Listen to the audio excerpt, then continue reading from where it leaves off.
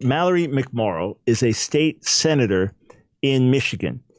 And she made a statement in the state senatorial house a few days ago that's really getting a lot of attention and being hailed as, look at this. And it's a got you moment in the whole discussion about what should be taught in schools and so on and so forth. And are you grooming kids? Is that what educators are doing? They're grooming kids by talking to kindergartens about sexual orientation and transgender identity and things like that. And she actually tweeted this out. And what she said in her tweet was that she wants a world in which every kid feels safe, even if you're not straight or white or Christian. Well, the fact is, plenty of kids feel tremendous pressure these days because they're straight or because they're white or because they're Christian, because things have flopped so dramatically in so many ways in our school. When in our schools, when people ask for equality on the one side, it ends up meaning something very, very different.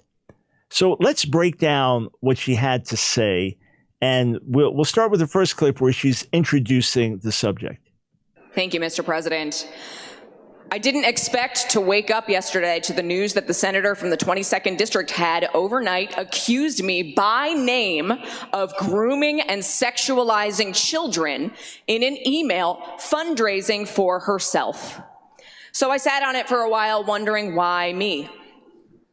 And then I realized, because I am the biggest threat to your hollow, hateful scheme. Because you can't claim that you are targeting marginalized kids in the name of, quote, parental rights if another parent is standing up to say no.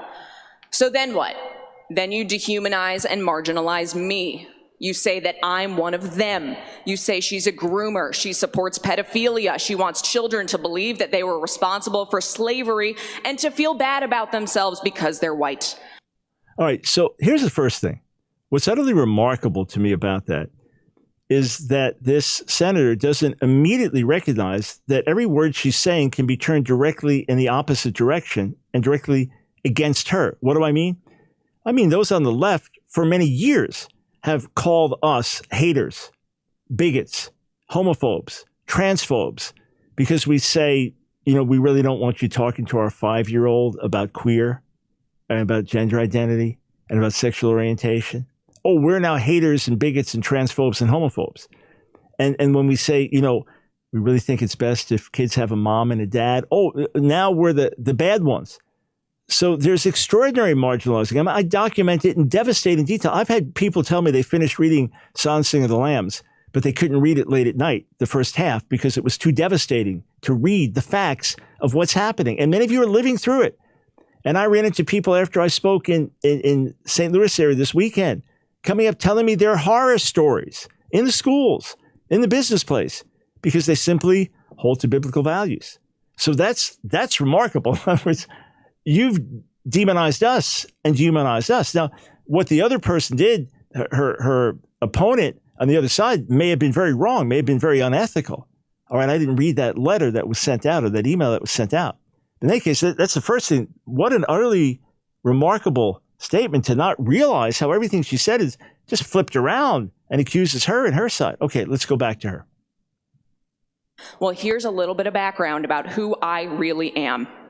Growing up, my family was very active in our church. I sang in the choir. My mom taught CCD. One day, our priest called a meeting with my mom and told her that she was not living up to the church's expectations and that she was disappointing. My mom asked why. Among other reasons, she was told it was because she was divorced and because the priest didn't see her at Mass every Sunday. So where was my mom on Sundays? She was at the soup kitchen with me. My mom taught me at a very young age that Christianity and faith was about being part of a community, about recognizing our privilege and blessings and doing what we can to be of service to others, especially people who are marginalized, targeted, and who had less, often unfairly. I learned that service was far more important than performative nonsense like being seen in the same pew every Sunday or writing Christian in your Twitter bio and using that as a shield to target and marginalize already marginalized people. I also stand on the shoulders of people like Father Ted Hesburgh, the longtime president of the University of Notre Dame, who was active in the civil rights movement, who recognized his power and privilege as a white man, a faith leader, and the head of an influential and well-respected institution, and who saw black people in this country being targeted and discriminated against and beaten, and reached out to lock arms with Dr. Martin Luther King Jr. when he was alive, when it was unpopular and risky, and marching alongside them to say, "We've got you," to offer protection and service and allyship to try to right the wrongs and fix injustice in the world. Okay, I don't get it. There's hypocrisy in the church, correct? That's right. There's been injustice to blacks in our history. That's right. What's this have to do with talking to kindergarten kids about sexual orientation and gender identity? I don't get it. All right, I think we got time to play this last clip. Let's go for it. So who am I? I am a straight, white, Christian, married, suburban mom who knows that the very notion that learning about slavery or redlining or systemic racism somehow means that children are being taught to feel bad or hate themselves because they are white is absolute nonsense. No child alive today is responsible for slavery. No one in this room is responsible for slavery.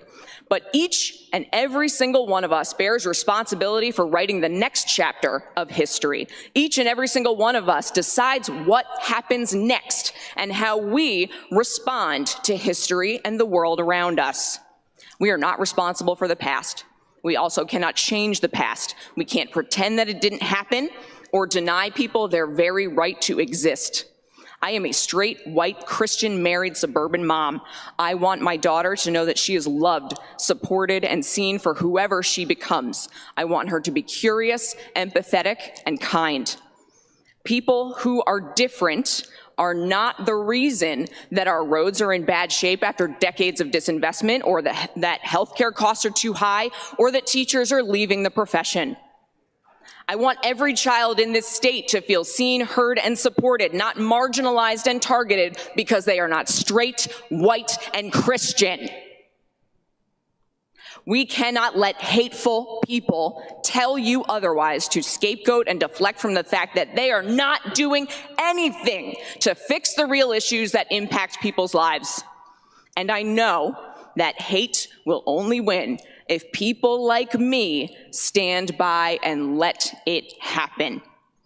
So I want to be very clear right now. Call me whatever you want. I hope you brought in a few dollars. I hope it made you sleep good last night. I know who I am. I know what faith and service means and what it calls for in this moment. We will not let hate win. So what's so remarkable is that calling the other side haters has been the whole strategy of hate for years. I documented it in massive detail in A Queer Thing Happened to America. It's the moment you differ with gay activism, you're a hater. The moment you say, I don't want Bruce, quote, Caitlyn Jenner to be a role model for my kid to be transgender, now you're a hater. The moment you say, boy, I'd love to see these kids raised by a mom and a dad, you're a hater. This has been the strategy of the left for years and years. I know it because I've got endless posts and attacks and everything calling me a hater and a Nazi. Why? Because I don't want a 5-year-old taught genderqueer terms. Because I don't want a 6-year-old to question whether they're maybe trapped in the wrong body. Because I don't want a 7-year-old to have to read a book, and in the book there are two men kissing. Okay? Most of the people, I would say, that are on the side of the sexualizing of our children in school are probably identifying as straight white Christians. No surprise with that. Still, the majority of the nation, over 70%, identifies as Christian. And still there's white majority and straight majority. So I'd assume many pushing on the left identify as straight white Christians. No big deal here. But I still don't get it. What did this senator say, state senator of Michigan, that had anything to do with justifying telling a kindergarten kid explaining terms like homosexual or gay or lesbian when they have no possible way to understand what that even means. I didn't hear a syllable. And this is like, oh, the video that's going to get it and turn everybody's hearts. Honestly, I don't get it. She may be a very decent person. Otherwise, I'm not attacking. And the fact is, white kids in school are being made to feel guilty because they're white, simply because they're white. That having white skin is evil. There are some that are being taught in that way or being made to feel that way.